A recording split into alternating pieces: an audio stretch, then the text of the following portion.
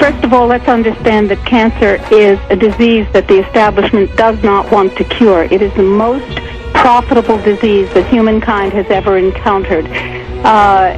Millions of dollars per patient go into the alleged treatment of cancer. There are lots of cures. As a physician using only natural methods, no drugs, people would come to me in extremis. People would come to me who had been told that they had, and I love this phrase, failed conventional treatment. It wasn't that the treatment failed them. It was that they had failed conventional treatment, and they would be told that there was nothing left to do for them, so they were going to die. They'd come to me, as they come to many physicians who practice natural medicine, long after their immune systems had been assaulted terminally, according to the medical establishment, by chemotherapy, which kills people, and radiation, which kills people.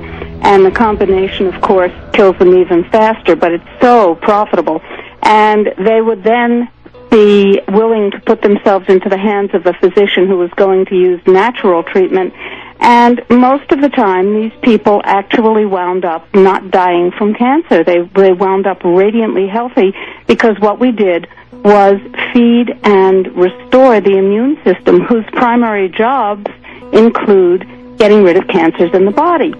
So when you suppress the immune system with free radicals, and irradiated food gives you just an astounding number of those, and with pesticides, like the pesticides that Codex Alimentarius has brought back, despite the fact that the world has banned them in the Stockholm Convention in 2001, and other toxics, and the fact that many of the pesticides have no upper limits, according to Codex. And when you include hormones and subclinical antibiotics and give the animals vaccines that people eat and use genetically modified organisms, which are beyond deadly, both for the environment and for people, put all this together, and you have a global immune vulnerability. Then, naturally, cancer is going to develop. You add to this, of course, electromagnetic pollution and the other environmental degradations, and shazam, you've got rising cancer risk.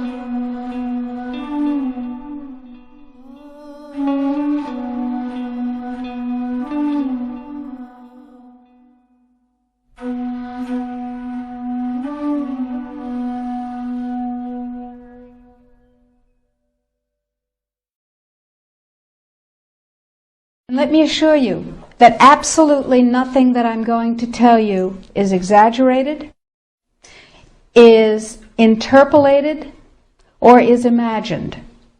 Everything I'm going to tell you is documented.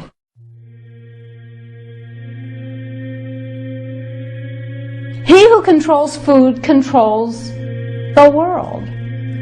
Well, they said in 1962, we're going to work toward total global implementation of Codex Alimentarius on December 31st, 2009. They were sort of guidelines. Now, Codex Alimentarius Commission is administered by the World Health Organization, WHO, and the FAO, the Food and Agriculture Organization. They fund Codex and they run it at the request of the UN. So they're mommy and daddy to Codex Alimentarius. In 1994, Codex, with no notice here in this country whatsoever, declared nutrients, put on your intellectual seatbelts, declared nutrients to be toxins. They're poisons. Under Codex, every dairy cow on the planet must be treated with Monsanto's recombinant bovine growth hormone.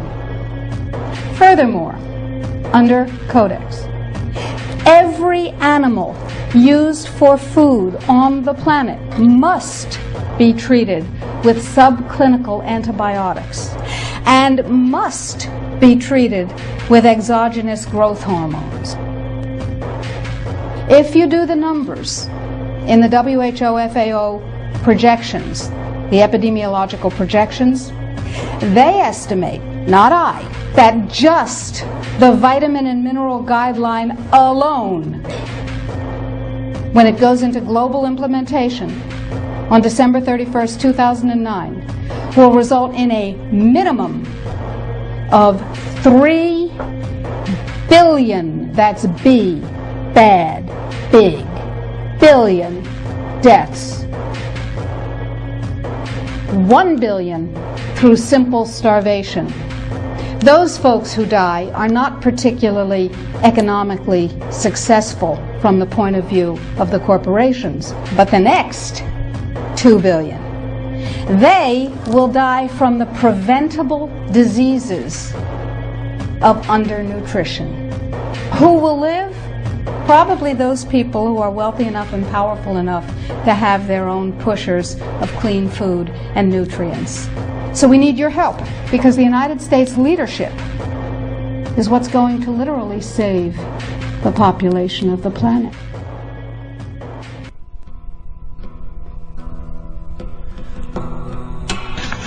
To explain the map, the red are areas that are to be off limits to human beings.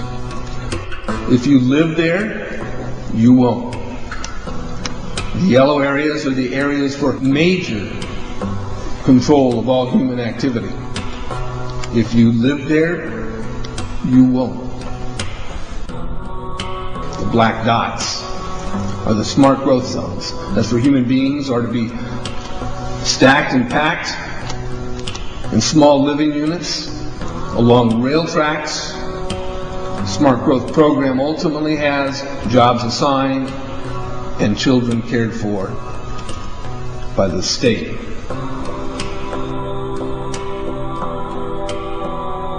And in conjunction with Codex Alimentarius, food will be limited and water consumption will be decreased to 10 gallons per day per person. That is over a 90% reduction in people's average daily water consumption. And along with shortages of food and water, the food we will be provided with will be genetically manipulated and nutrient deficient. Genetic manipulation of food causes complications in metabolizing and utilizing food for energy. So Codex Alimentarius goes into effect at the end of 2009, which gives it 3 years for the Codex regulations on food to create billions of preventable diseases and deaths. When citizens of every nation are dying of starvation and diseases and fear for their lives because of global warming and major catastrophes, they will do what the public has been proven to do in times of great peril. They will beg for their government to step in and do something. How are they going to get you to join the new economy? They're going to say, we have a solution. You see, one of the tricks of the Illuminati is they create a problem and then they provide the solution when you beg them to. And pray tell, what will the United Nations suggest when there's a global problem? They will demand a global government, a new world order, exactly as the Maya, Hopi, Kali Yuga, and many other pagan civilizations prophesized. By 2012, the Kyoto Treaty, Agenda 21, Codex Alimentarius, and the new Pentagon will be fully operational to enforce a new world order.